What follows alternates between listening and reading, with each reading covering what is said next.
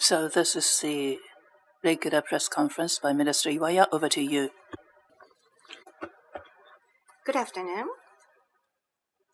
First, at the outset, there are a few items that I need to report to you. 2 days ago, the House of Representatives was resolved, but we cannot afford to suspend our diplomatic activities.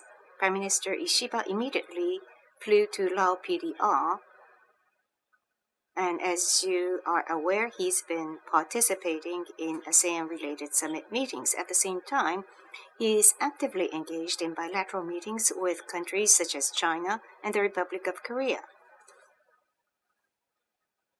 And today, India, Vietnam, Laos, with these countries, he engaged or will be engaging in bilateral meetings.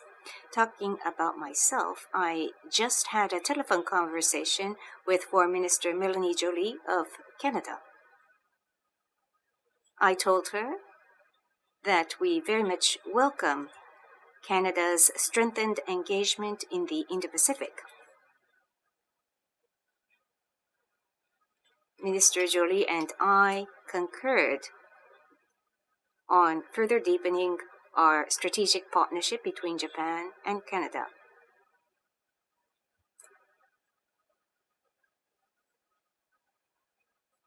We also concurred on how we need to respond to various challenges in the global community. We agreed that the partnership between like-minded countries is essential and that Japan would be working closely with Canada, who will be taking over the G7 presidency next year. And after this press conference, I will be having a telephone conversation with Foreign Minister Baerbock of Germany and Foreign Minister Barrot of France, which are also members of G7. And by the way, Foreign Minister Barrot is also in charge of European affairs in addition to foreign affairs. Germany and France are important partners with whom we share fundamental values and principles, and I intend to confirm that we will cooperate closely in order to further strengthen the bilateral ties and maintain and strengthen a free and open international order based upon the rule of law. That concludes my initial remarks. Questions? Please raise your hand, and if once your name is called, please proceed to the microphone. Nishiyama-san, Kyodo. I'm Nishiyama Kyodo. Thank you very much for having me. Prime Minister Ishiba has advocated Asian version of NATO. I understand Prime Minister Ishiba instructed Mr. Onodera, Chair Policy Research Council, to establish a new organization to discuss Asian version of NATO. But looking at Asian countries, there are many countries that seek to achieve balanced diplomacy with China. So there is a fear that this might invite a sense of worry amongst Asian countries. Kishida administration has promoted lattice type relationship with countries, but this division could impair that. Isn't there a risk? I would like to hear your views. If I may respond. I do know, as you've just pointed out, that Prime Minister Ishiba has instructed the LDP to look into the future of security in Asia. That I do know. Now, when it comes to the vision of Asia version NATO, Prime Minister himself said the following, quote, Asian version of NATO cannot be realized overnight. We need to address immediate diplomatic and security challenges. In addition, we will strengthen deterrence and response capabilities of the Japan-US alliance and to build a network of allies and like-minded countries in an organic and multi-layered fashion and study and respond in view of strengthening deterrence, unquote.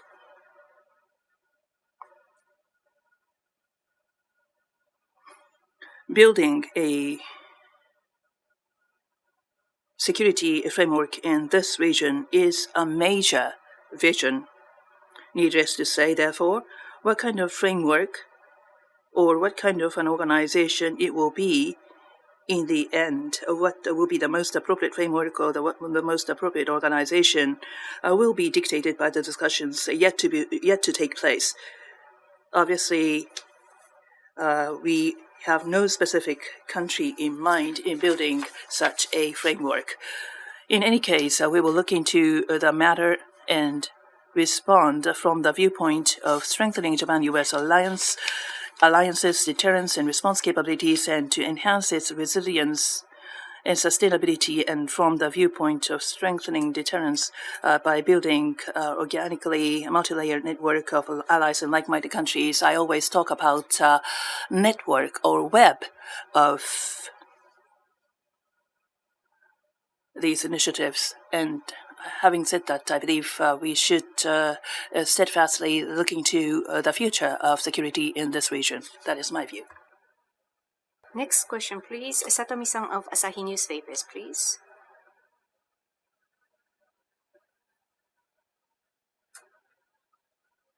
Thank you. Please go ahead. Satomi of Asahi Newspaper. Thank you for this opportunity. There was the intrusion into Japanese airspace by Chinese patrol aircraft in August. 2 days ago, there was the Japan-China Foreign Minister's telephone call, and yesterday, Prime Minister Ishiba and Premier Li Jiang had a summit. And both Prime Minister Ishiba and Foreign Minister IWAYA sought sufficient explanation from the Chinese side. Has there been sufficient explanation in response from the Chinese side? And also, according to announcement by the Chinese side, it was mentioned that Foreign Minister Wang Yi said that Japan and China are cooperating partners and that they are no threat. He repeated such position. But in light of the intrusion into airspace and navigation of Chinese carrier around the seas of Japan, what's your position regarding such response by China? Thank you. At the Japan-China Foreign Minister's telephone call on the 9th, I told Foreign Minister Wang Yi our position. And you also mentioned the summit yesterday, and Prime Minister Ishiba told Premier Li Qian directly in person our position. The August intrusion of the Chinese military aircraft into our airspace and navigation of carrier in the seas surrounding Japan are deep concerns, which mean the further elevation of activities by the Chinese military authorities. And we once again requested sufficient and prompt explanation regarding the intrusion into airspace. And from the China side, they did make comments that basically follow their conventional position. But we think that the military behavior and posture of the Chinese side to the external world is a deep concern for Japan and the global community. And under our strong resolve to defend Japan's territorial, land, water, and airspace, we will continue to respond calmly and resolutely. Next question, please. Additional? Is there a follow-up question? I have a related question.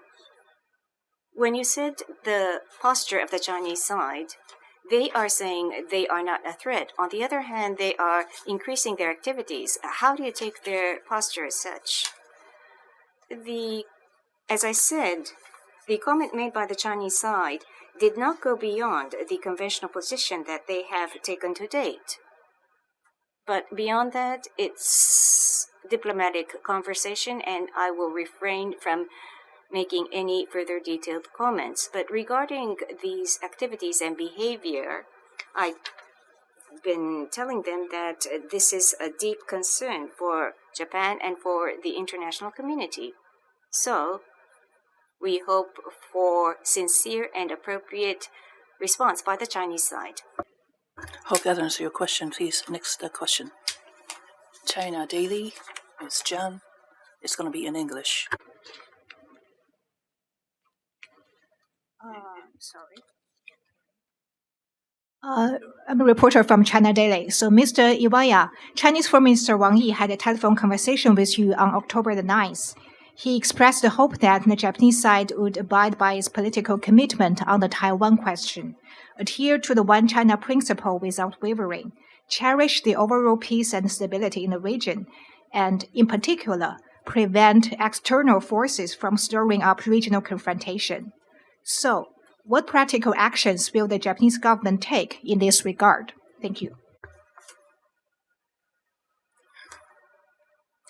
Thank you for your question. With regards to our relations with Taiwan, it is the position of Japan to maintain our relations with Taiwan as a non-government to government practical working relations with Taiwan based on 1972 Japan-China joint statement. That has always been our position. One China policy, we do respect and understand Chinese position, but across the strait, this has to be resolved peacefully. That is our position. So that continues to be our consistent position. As far as the government of Japan is concerned, based on the basic position that we have always had, we are to further deepen cooperation and exchanges between Japan and Taiwan. Furthermore, peace and stability over the Taiwan Strait is critically important for the international society, including Japan. During our telephone talk on the 9th with Minister Wang Yi, I once again stressed that exact point. In Europe and in the Middle East, we have wars underway. Peace and stability in Asia against this backdrop is critically important for the international society as a whole. The stability in East Asia is extremely important, and that I told Minister Wang Yi. And I also told him that we are closely monitoring recent developments, including military developments, and we are to continue closely monitoring the developments around Taiwan. Next question, Nishiyama-san of Kyodo News. Nishiyama of Kyodo News. Regarding visit to Yashikuni Shrine, from 17th to 19th, there will be the annual autumn rites. Are you planning to visit, and are you planning to donate masakaki?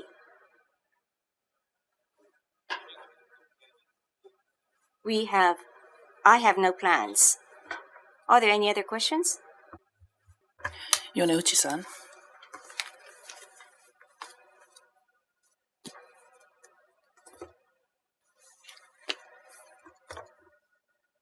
Yonezu, NHK, thank you. So with regards to your meeting, talk with the Ministry of Foreign Affairs of Canada, according to the announcement, you try to achieve an in-person meeting as soon as possible. G7 Foreign Ministerial is planned. On what occasion do you seek an opportunity to have a face-to-face? G7 Presidency, Canada, next year, and what is your plan to coordinate and work with Canada? What are the points that you are in agreement with Canada, which will serve as the presidency of G7 next year? With the Canadian foreign minister, I very much like to see the minister as soon as possible in person, but on what occasion, at what timing, this can be realized. I think it's still premature for me to say at this moment. Political schedules in Canada, I'm sure Canada has its domestic political schedules, but I hope this in-person meeting with the Foreign Minister of Canada can be realized as soon as possible, because they will be serving as the G7 president next year. If there are no more questions, this will be the end of the press conference. Thank you for coming.